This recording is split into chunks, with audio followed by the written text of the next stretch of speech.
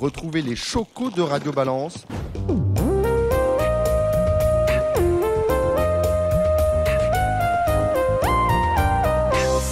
Bonjour et bienvenue dans le Before du Grand National du Trot Paris Turf. Avec vous dans ce Before, Jérémy Lévy, Gigi Turf. Salut Jérémy. Bonjour Dominique, bonjour à toutes et à tous. Alexandre de Koopman, vous êtes avec nous. Vous êtes dans le sud-est de la France. Et là, on va parler d'une étape qui a lieu tout au nord, à 1000 km de chez vous. Salut Alexandre. Oui, mais Dominique, bonjour déjà, mais je suis originaire, moi, du nord de la France. Ah, c'est vrai, avec un nom pareil de Koopman, bien évidemment. C'est un peu mon enfant. C'est ça, c'est exactement ça. Eh bien, on est dans la Flandre de toute façon. Alexandre de Koopman, on vous suit sur Deux Coupillots. Et Cédric Philippe de Paris Turf, partenaire de ce Grand National du Trot. Amis, je suis chez moi partout ou presque, donc je sais m'adapter.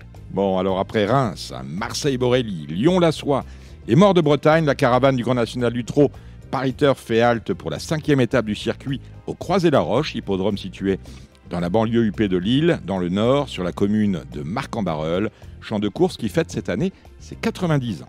Côté technique, la piste de trot développe près de 1700 mètres. On y tourne à gauche, ce qui en fait une grande piste, avec une longue ligne droite, près de 450 mètres, qui permet aux finisseurs d'y trouver leur compte. Pour preuve, l'an passé, dans l'étape 2020, on s'en souvient, le quintet était composé de 2 chevaux du premier échelon pour 3 du deuxième. Et la lauréate, c'était Flèche du Yucca. Elle s'est lancée en tête. Cette année, ils sont 10 au poteau des 2825 mètres et 6 à celui des 2850.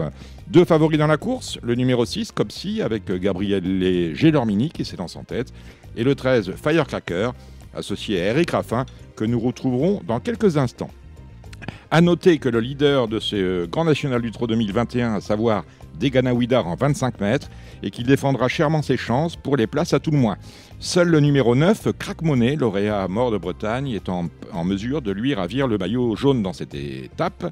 Les autres poursuivants de Degana Ouidar étant absents. À ce sujet-là, Cédric Philippe, bravo pour Crack Money. Vous avez dit, j'ai vu un derby winner la dernière fois, vous avez dit qu'il faut mettre 40 € gagnant. Il a gagné à une cote qui était proche de 20 contre 1. Bravo à vous. Dites-moi, Alexandre de Koopman, est-ce qu'on doit miser sur une arrivée logique dans cette étape ou est-ce qu'on peut parier sur une arrivée d'outsider ? Non, mais c'est vrai, quand on regarde la course, on a vraiment l'impression que c'est limpide. Peut-être même un peu trop. Il y a 5-6 chevaux qui se détachent au papier et derrière, on a l'impression que les autres, c'est vraiment pas simple. Donc, avant le coup, on va vraiment vers une arrivée de favoris et peut-être vers un quintet dans l'ordre. Ah ben très bien, écoutez, on va aller voir ça avec celui qui drive l'un des favoris. Il est d'ailleurs en tête au classement des drivers dans ce Grand National du Trot avec 22 points, c'est Eric Raffin. Bonjour Eric Raffin, vous êtes au sulky de l'un des favoris, Firecracker. Comment voyez-vous les choses sur cette piste nordiste ? Le cheval, il vient de courir que normalement en dernier jeu Suprême de Bordeaux. Cette fois-ci, on rend la distance. C'est une piste qui tourne beaucoup. On va lui enlever l'enraînement, on va essayer de venir sur les autres. Je pense que l'opposition viendra de Copsy, comme il a gagné en dernier lieu. Donc non, nous on va courir les belles places, mais le cheval est en forme, il est revenu à Grosbois, donc son entraîneur m'a dit que tout était OK. Ton entraîneur, c'est Grégory Torel. Dites-moi, Firecracker, c'est un déménageur. Est-ce que le fait de rendre 25 mètres avec un cheval qui aime dérouler en tête, c'est un souci ? On va faire comment ? On va vraiment attendre pour finir ou on va essayer de prendre la tête assez rapidement ? Je vais partir, on va voir, je vais partir. Après, je préférerais venir pour finir, parce que c'est pas la dernière course de sa vie. Et la ligne droite du Croisé-la-Roche est longue, donc non, je pense que avant le coup, à moins qu'il y ait un gros faux train devant les tribunes, mais avant le coup, on va plus venir de l'arrière. Qui a une question, Alexandre, Moi. Jérémy et Cédric. Jérémy. Oui, j'aurais 2 questions pour Eric. La première, le cheval court à 3 semaines. Est-ce que c'est sa meilleure configuration, Eric ? Ouais, je pense que c'est ce qu'il a de mieux. Ouais. C'est un cheval que... Ouais, je pense qu'à 3 semaines, c'est parfait. Ouais, et autre chose, le profil de la piste du croisé, ça tourne un peu tout le temps en face. Est-ce que c'est un désavantage pour lui ? C'est pas fait pour m'arranger le plus. Ouais. C'est vrai que c'est une piste que ça tourne longtemps. Donc c'est pas ce que je préfère, ça c'est sûr. Une petite question, Eric, au niveau des chronos, quand même, on a l'impression qu'il est quand même capable de rendre 25 mètres à Copsy, mais pourtant dans tes propos, je sens que t'es plus réservé. À Copsy, il vient de superbement gagner, il est en forme. Lui, il va pouvoir aller de l'avant et comme on peut le voir, c'est une piste qui se fait pas mal tête-corde. Donc c'est l'opposition directe, mais moi si j'ai un bon wagon qui me ramène en face, la longue ligne droite va servir mes intérêts. Tu penses pas que Copsy peut trouver le temps long au croisé tête-corde? Bah, si on le laisse faire, ça va être bien pour lui. Maintenant, s'il y a des attaques durant les premiers 1500 mètres, faut y aller au poteau quand même. Dites-moi, Eric, vous êtes en tête, je le disais, du classement des drivers du Grand National du Trot 2021. Est-ce que vous avez fait, à l'occasion de ce Grand National du Trot, un objectif dans cette année? Non, maintenant, c'est vrai que c'est bien de courir les étapes du GNT. Ça veut dire que vous êtes amené à amener des très bons chevaux. Donc, obligatoirement, ça peut devenir un objectif. Mais non, en soi, c'est pas un objectif. Mais si je suis en tête, c'est que j'aurais fait une belle saison à ce niveau de course. Donc, vous allez y aller step by step, étape par étape. 4 autres partants dans cette réunion. On commence avec... Dominique, je pourrais poser une question Cédric. Sur l'état de la piste. Parce que moi, je trouve qu'au Croisé-la-Roche, ce qui est amusant, c'est que les chevaux sont en éventail dans la phase finale. Et bien souvent, les chevaux qui finissent le plus vite et qui enlèvent la palme viennent tout en dehors. Pour quelle raison? Parce que déjà, ils viennent en dehors. Les chevaux, ils sont amenés un peu par l'entrée de piste, qui est à mi-ligne droite. Donc, naturellement, ils vont vers l'entrée de piste. Et c'est une longue ligne droite, donc voilà, c'est assez vaste pour finir, quoi. Merci des précisions, parce que c'est vrai que visuellement, on se pose toujours la question, on se demande pourquoi c'est quand même un hippodrome où c'est particulièrement en éventail, quoi. C'est vrai, c'est amusant. Il ne faut pas rester à la corde, effectivement. Dites-moi, vous avez 4 autres partants dans cette réunion, outre Firecracker. Pour Bianco, vous drivez Isalio, qu'est-ce qu'on peut en dire? Ouais, une place. Avant le coup, plus une place. Très bien. Hermine Captain pour Julien Raffestin. Ouais, c'est pas trop une gagneuse. On a tiré un bon numéro. Maintenant, avant le coup, elle, pareil, c'est plus pour une place. En revanche, c'est peut-être pas mal Prosperous pour Grift. Ouais, je pense que ce sera ma première chance de la réunion. D'accord, et on finit avec Céliot Morillon pour notre confrère Pierre-Joseph Goetz. Bien engagé. Voilà, déféré des 4, ça fait un moment qu'il a été avant le coup. Je pense que c'est plus pour une petite place. Eh ben super. Eh ben on va vous suivre, mon cher Eric, au Croisé-la-Roche demain. On y sera avec Firecracker. Passez une bonne journée. Bon Vincennes, puisqu'il y a Vincennes ce soir, et puis demain au Croisé-la-Roche. Merci, au revoir. Au revoir, Eric Raffin. Alexandre de Koopman, qui peut gagner cette étape du Grand National du Trot? On en a un peu discuté depuis le début de l'émission. On a l'impression que c'est tout de même un match à deux entre ce numéro 13, Firecracker, et le numéro 6, Copsy. C'est vrai que tous les deux, leur échelon respectif, offrent de sérieuses garanties. Copsy est peut-être un peu meilleur. Moi, je suis un peu d'accord avec Jérôme sur les courtes distances quand même. Maintenant, c'est vrai que devant, je pense qu'il n'y a pas beaucoup de monde pour l'embêter s'il veut aller devant. Donc, ce sera un avantage. Et Firecracker, qui pour moi détient quand même les meilleurs titres. Donc, on s'attend quand même à un match à deux. Derrière, on a des chevaux comme Fric Duchesne, Firello, Dexter Château. Après, voilà, c'est pas forcément des gagnants en puissance. Donc, avant le coup, 13 et 6. Jérémy Lévy, quels sont les chevaux que l'on peut éliminer dans cette étape? Moi, j'en ai quelques-uns, dont l'As Baron du Goutier, que j'aime beaucoup, mais ça va être compliqué pour cette course-là. Le 10 des Ganawida, même s'il est le leader du circuit, et le 15 Bad Boy du Dollar, je pense qu'on peut les éliminer d'un alors justement, Tanguy de Voissou a mis un vert sur le site du trot, un emoji vert, ce qui veut dire qu'il pense gagner la course. Et j'ai regardé il met tout le temps des rouges quand il a une chance. Donc, d'accord, c'est qu'il est daltonien.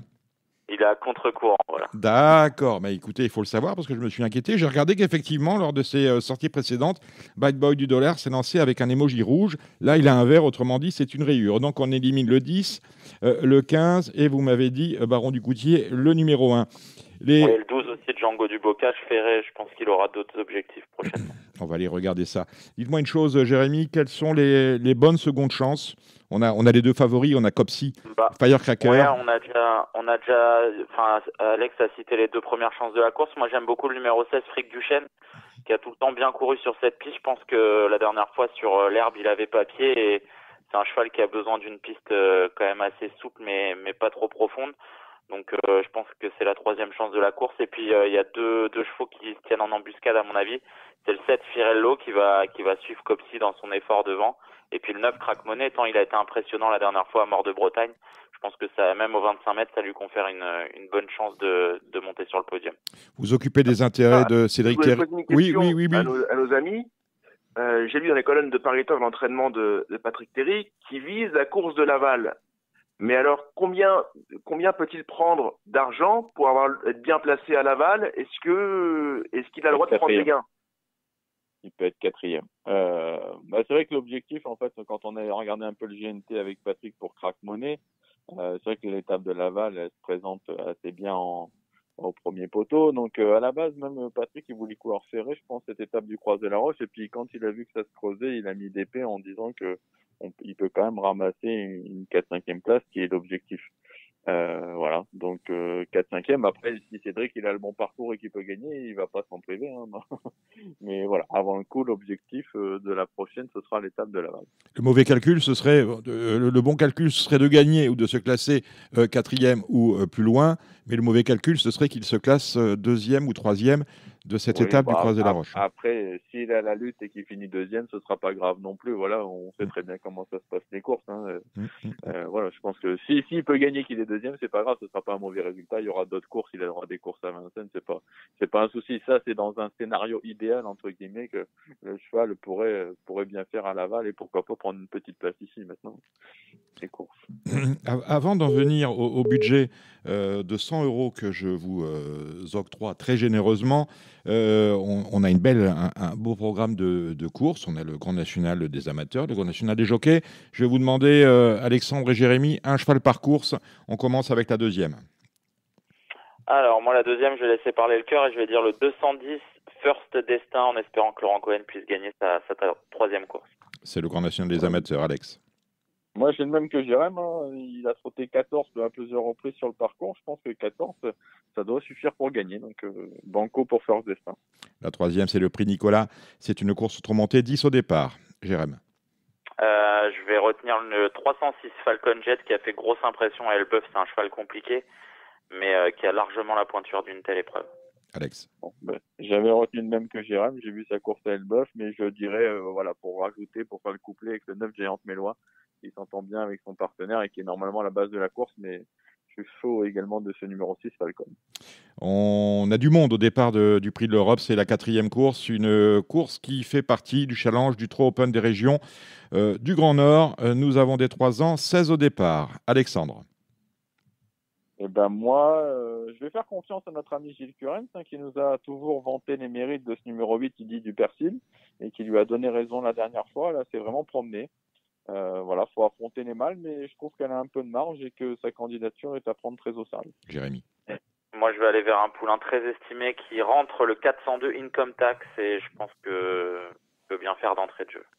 On est 14 au départ de la 5e. Toujours le Trot Open des régions, cette fois avec les 4 ans. Alexandre. Moi, je suis très confiant d'un cheval qui est pourtant pas très sage en ce moment, mais je trouve qu'à chaque fois, c'est la grosse note, c'est le 7 High Fire d'RP. Voilà, ça fait plusieurs fois qu'il m'arrache un peu les yeux et je pense que s'il est sage, il peut tout à fait gagner cette épreuve. Ah, j'adore le 7 High Fire d'RP aussi, il a été très malheureux la dernière fois au Croisé-la-Roche. Et j'aime beaucoup la deuxième représentante de Bruno Marie, le 509 Ayastan de Rosan. Je pense qu'elle va bien convenir à la main de Franck Ouvry et vous nous avez demandé des belles cotes et il y en aura. La 6e, c'est le Grand National des jockeys. Il y a un Super 4 parce qu'ils ne sont que 8 au départ. Course intéressante. Alexandre. Après, là, je ne veux pas monter grand-chose. Pour moi, si le 7 Prosperous, il va monter, je pense qu'il court un peu seul. Donc, la meilleure chance d'Éric Raffin, Dixit. La base du Super 4. Très bien. Jérémy. Et moi, je vais choisir le 605 édition Gold Quick avec un petit poids en tête, ça peut passer. Prosperous, attention les virages à gauche. Bon, c'est la meilleure chance d'Éric Raffin, hein, pourtant. Le Prix du Nord, c'est la 7e, 11 au départ, Trot Open des régions, cette fois pour les 5 ans. Ouais, moi je vais aller vers le 704 Jingle Spécial, qui est un cheval de train, et je pense qu'il va vite occuper les avant-postes, et c'est un gros avantage dans ce genre de lot. Alex. Et on est confiant avec le 8 Ingé du Manoir, qui est en plein boom actuellement. Il sera plaqué devant cette fois. Ça peut être un gros avantage. Il n'a pas été gâté au tirage au sort, mais ils sont que 11, donc Cédric va pouvoir reprendre un petit peu en partant. Attention, c'est un bon cheval, il peut poursuivre sur sa lancée. Et on peut peut-être se refaire dans la dernière, parce que là, il va y avoir de la cote. On a un lot extrêmement ouvert, une course européenne. Cette 8e course, c'est le prix RFM. Et c'est un pic 5. Alexandre. Je reprendrai ce numéro 16, un Corsiam, qui va bien finir par trotter, en tout cas je l'espère. Et pour une cote, méfiez-vous du numéro 5, Cargo d'Or. J'ai vu les chronos quand même en Suède sur les longues distances, 13 2006, je m'en méfierais. Ouais, et moi je vais rester sur Charles Cuillet et je vais dire le 814 Cyrus de Cayola, qui revient bien et qui mériterait de remporter une épreuve de ce genre. Bien évidemment, l'épreuve majeure de cette réunion nordiste, c'est la 5e étape du Grand National du Trot. Je vais vous demander ensuite, dans quelques instants, de nous donner votre proposition de jeu. Vous avez chacun un budget de 100 €. Alors Cédric Philippe, vous nous avez enrichi en dernier lieu en nous proposant lors de l'étape de Mort de Bretagne de faire banco sur Crack Money qui s'est imposé à près de 20 €. Là, vous avez le même budget. On aurait pu même vous en donner un peu plus parce que vous méritiez. Comment investissez-vous ce budget de 100 € dans cette étape du Grand National du Trot? Tout d'abord, puisque vous avez omis, à raison, de m'interroger sur les autres courses que la course du Quintet, on va rappeler que nous avons croisé, vous et moi, Gilles Curens, à Auteuil, qui était venu voir le Summer Grand Steeplechase de Paris. J'en ai pas parlé parce que j'ai oublié ce qu'il m'avait dit. Mais vous avez écouté. Oui, mais vous avez une mémoire sélective. Dès qu'un homme vous parle, vous êtes un peu fuyant. Dès qu'une femme vous parle, vous êtes très attentif. Ce n'est pas pareil. Donc alors, notre ami Gilles Curens avait dit qu'il y avait 2 très belles chances au Croisé-la-Roche. Dans la deuxième course, dans la course d'amateurs, avec le 206 Flamme Nantaise, il était très confiant que le 408 Idylle du Percy, que le grand Antoine mène tous les matins avec beaucoup de dextérité. Très bien. Ça, vous avez bien fait de nous le rappeler. Maintenant, vos 100 €, Cédric. Les 100 €, écoutez, alors c'est amusant, c'est que j'avais marqué 7 chevaux que je voulais jouer en top 4 et en top 5 sur Génibet, sauf que à écouter Eric Raffin, j'avais envie de changer mes jeux. Bon, il faut jamais changer, il faut toujours rajouter. Exactement. Donc on va faire c'est la règle. On va faire tel quel, tout en sachant que à écouter Eric Raffin, Firecracker, ça sent pas si bon que ça. C'est-à-dire que le profil de la piste est pas pour l'avantager. Non mais vous avez un cheval qui est pour moi un vrai cheval de Vincennes. Ses meilleures courses ne sont qu'à Vincennes. C'est un vrai tracteur. Et là, on nous dit, on va peut-être pas aller devant. Je l'ai rarement vu gagner en venant de derrière. Donc bref, je suis plutôt circonspect. J'aime 7 chevaux, le numéro 3, Euro-du-Chêne, le 4, Général du Parc, que Jérémy nous avait invité à suivre sur piste plate. Et j'ai un peu de mémoire, donc je me dis que c'est peut-être le moment ou jamais pour le reprendre. D'autant que les chevaux de Frédéric Pratt sont dans une meilleure cadence en ce moment. Le 6 Copsy, évidemment, le 7 Firello, évidemment, le 7 Firecracker, même si je suis un peu circonspect, le 14 Hector Château, qui est un choix de qualité, mais pour moi, le choix de la course, c'est le 16 Fric du Chêne. Le bien nommé. Donc je ferme les 7 chevaux en top 4 et top 5, en top 4 par 2 € et en top 5 par 1 €. Et je mets les 9 € qui restent, gagnant son numéro 16, qui pour moi va gagner. Numéro 16, Fric du Chêne. Fric du Chêne, cheval classique, 3e du Critérium des 4 ans à son époque. Surtout au Croisé-la-Roche, c'est une machine. Voilà. Il n'a pas un dégel. À vous, mon cher Alexandre. Alors moi, si Cédric il veut bien me faire un crédit de 5 €, parce que moi je suis un peu en retard. Ah oui, je suis un seigneur. Voilà. C'est fait, je valide. Je vais faire un quintet plus sans réduit avec 2 chevaux de base, donc 13 Firecracker, le 6 Copsy. Derrière, je mets le 2 Gemme de Bussé, le 3 Euro-du-Chêne, le 4 Général du Parc, le 7 Firello, le 9 Crack Money, le 14 Hector Château, le 16 Fric du Chêne à 25%, ce qui fait 105 €. Et bien voilà. Voilà qui est fait. 2 de base avec, on en met combien derrière, 6 ou 7? On en met 7. On en met 7. 2 et 7 à 25% en espérant toucher l'ordre. C'est possible. Jérémy, à vous. Ouais, alors moi, ce sera plus Firecracker. Ouais. Je pense que justement, Copsy va l'attendre devant et qu'Eric Raffin va pas avoir d'autre choix que de venir devant. Donc le 13 Firecracker gagnant 30 €, le couplet gagnant placé 13 et 16 Firecracker et Fric du Chêne par 10 €, ce qui fait au total déjà 50 €. Et puis je vais prendre les deux en base, donc 13 et 16 en multi 4. Et derrière, je vais mettre le 6 Copsy, le 7 Firello, le 9 Crack Money, le 14 Dexter Château et le 2 Gemme de Bussé par 5 €, ce qui fait aussi 50 €. Et le compte est bon. On tombe à 100 piles. On tombe à 100 piles, 50 plus 50, en théorie, ça fait 100. Vous êtes fantastique, merci. Nous ferons les comptes de cette 5e étape le mardi 8 juin. Nous serons à la veille de la 6e étape, elle qui aura lieu sur l'hipporome de Laval. C'est en Mayenne, bien évidemment. Nous en reparlerons et nous serons présents dans le Before de Radio Balance pour cette 6e étape de Laval. En attendant, prenez soin de vous, jouez bien et retrouvez bien évidemment toute l'équipe de Radio Balance vendredi soir pour une nouvelle émission. Restez à l'écoute, à bientôt.